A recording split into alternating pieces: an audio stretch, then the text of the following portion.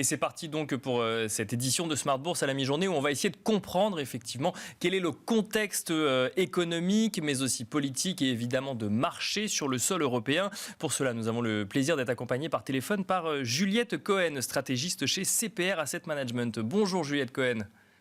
Bonjour. Merci d'être avec nous par téléphone pour nous accompagner aujourd'hui dans Smart Bourse. Alors, on va commencer par l'actualité. Les indices PMI publiés ce matin dans le secteur des services qui montrent une activité qui se maintient dans une partie de la zone euro, notamment en France et en Allemagne, alors que la situation est beaucoup plus délicate, que ce soit dans des pays comme l'Espagne ou l'Italie. En dehors de l'Union européenne et de la zone euro, on voit aussi que le secteur des services au Royaume-Uni s'en tire bien. Comment est-ce que vous analysez ces chiffres, Juliette Cohen ?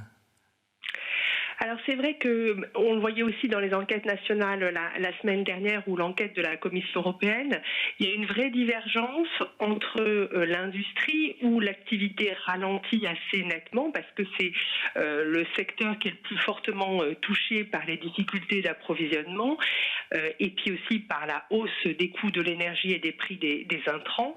Et en revanche, on voit que le secteur des services voit son activité se stabiliser, voire progresser dans certains pays. Vous évoquiez la France notamment, parce que on a allégé les contraintes sanitaires et donc on a un rebond de la consommation de services.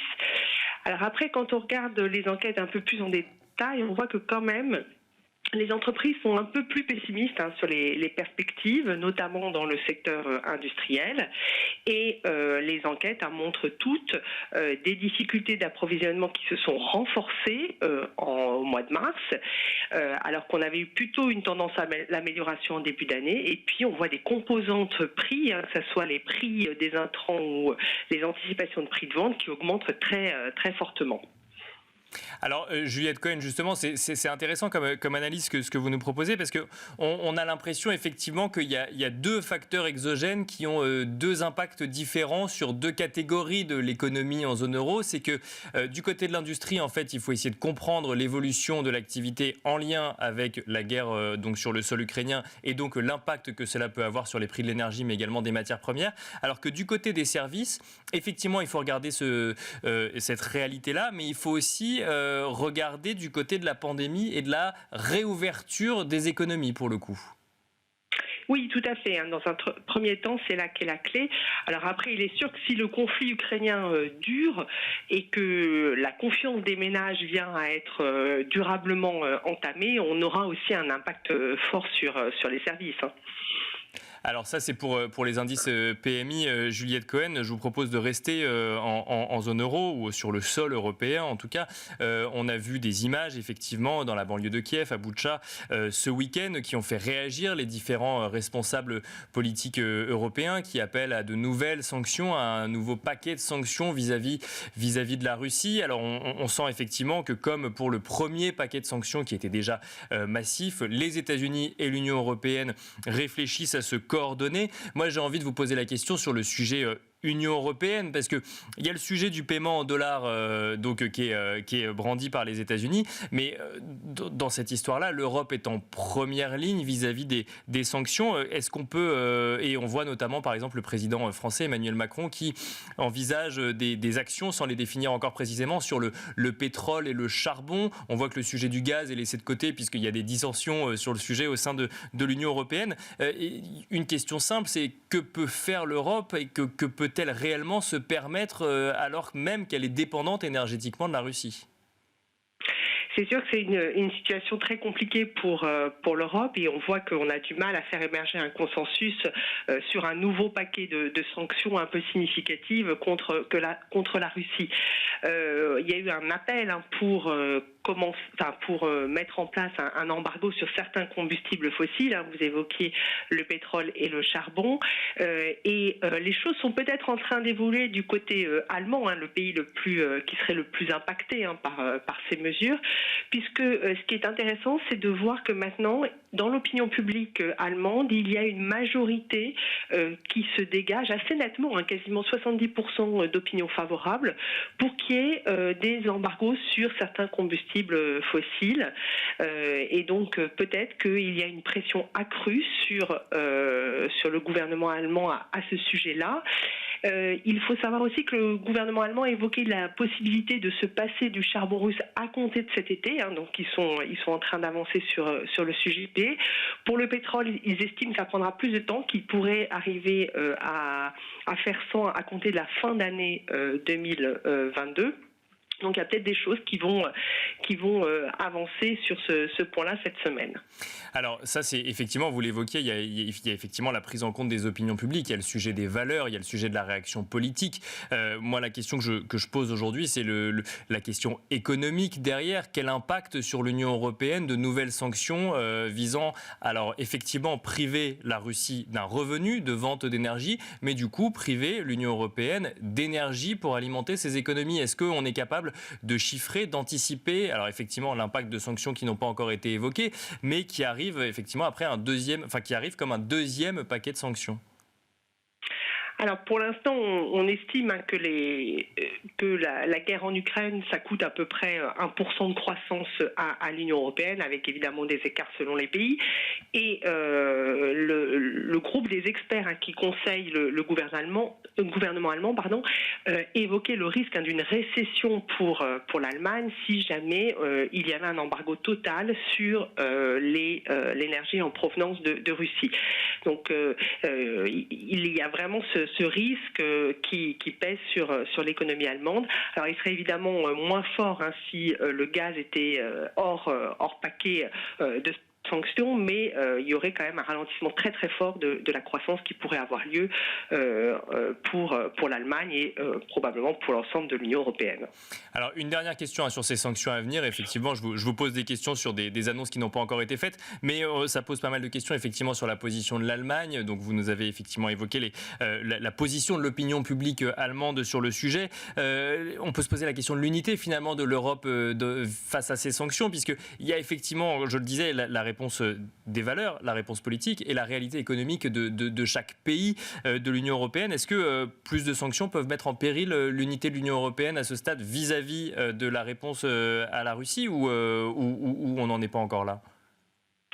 Il me semble qu'on n'en est pas encore là et que pour l'instant on a plutôt eu des bonnes surprises avec quand même des réactions qui ont été relativement rapides et assez concertées. Donc il faut espérer que cette unité va perdurer dans le nouveau volet de sanctions qui est à venir. Alors donc effectivement, Juliette Cohen, on aborde le sujet des sanctions actuelles. Ça nous donne également une vision un petit peu de la situation sur le sol européen. Alors évidemment sur le sol ukrainien, mais des discussions qui peuvent avoir lieu au niveau européen.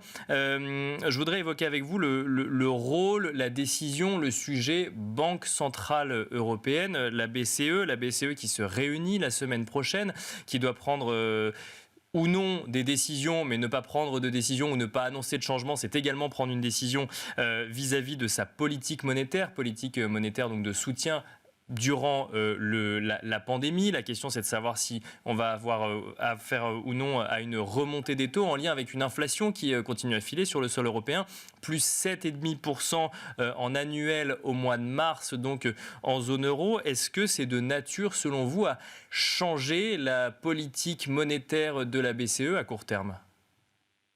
Alors à court terme, il me semble pas, parce que la BCE a installé une séquence en mars. Elle a déjà changé un peu de ton par rapport à ce qu'elle avait préannoncé en décembre. Donc dans la séquence de mars, la fin des achats d'actifs doit intervenir au troisième trimestre 2022, sauf détérioration des perspectives et baisse significative des anticipations d'inflation.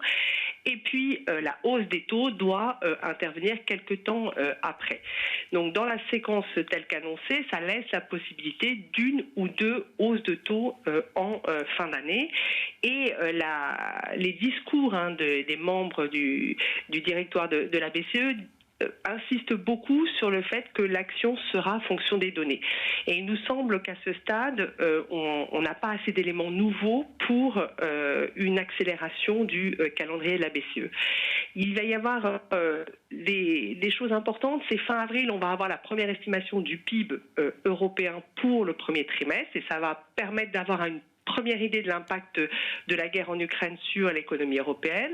Et puis on va avoir aussi d'autres chiffres d'inflation qui vont intégrer certaines des mesures budgétaires qui ont été prises pour aider les ménages et les entreprises. Donc pour nous, c'est probablement le comité de juin qui sera décisif. Et puis c'est aussi le comité où les équipes de la BCE vont revoir leurs anticipations de croissance et d'inflation. Alors, le comité de juin sera décisif, effectivement, on l'a bien compris. Pour autant, est-ce que l'exercice de communication de Christine Lagarde la semaine prochaine va s'avérer plus ardu avec une inflation à 7,5% donc au mois de mars en annuel, ou là encore, ça fait partie du scénario déjà annoncé lors de la dernière réunion de politique monétaire ? Il nous semble que ça fait partie du scénario déjà annoncé. Certes, les données d'inflation accélèrent fortement. Après, du côté de l'inflation sous-jacente, on voit quand même qu'il y a une progression. On est à 3% sur le mois de mars, mais que ça se fait à un rythme plus modéré et ça va dans le scénario de la BCE qu'on est face à un choc d'offres avec une hausse de l'inflation qui est accélérée par la guerre en Ukraine et qu'on a des baisses des perspectives de croissance et que il faut donc faire cette normalisation mais à un rythme relativement prudent. Alors une dernière question, Juliette Cohen, sur l'impact sur les marchés financiers. Donc on est au tout début du second trimestre 2022 actuellement. On a vu un premier trimestre 2022 donc avec des indices européens qui ont clôturé en baisse, mais avec des baisses somme toute assez modérées, notamment pour le CAC 40 qui a perdu entre 6 et 7%, 6,9% à la fin du premier trimestre.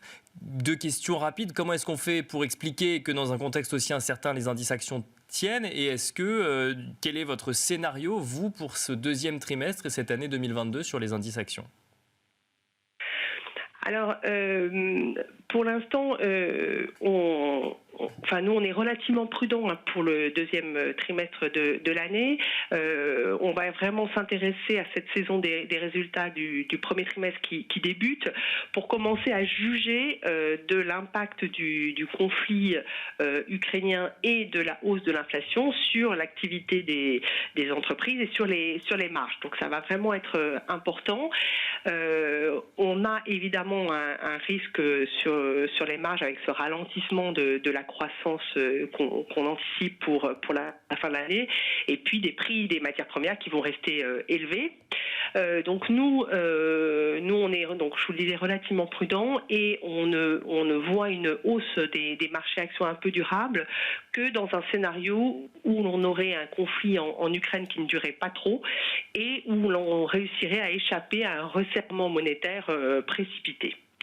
Et puis, évidemment, on voit qu'il y a des divergences très fortes entre secteurs. Et là aussi, on a pris déjà en début d'année, on va continuer à le faire, des positions sectorielles assez différenciées, puisqu'on voit que tout le monde n'est pas impacté de la même manière par l'évolution de la conjoncture. Merci beaucoup Juliette Cohen. Je rappelle que vous êtes stratégiste chez CPR Asset Management. Merci d'avoir partagé avec nous votre expertise dans Smart Bourse.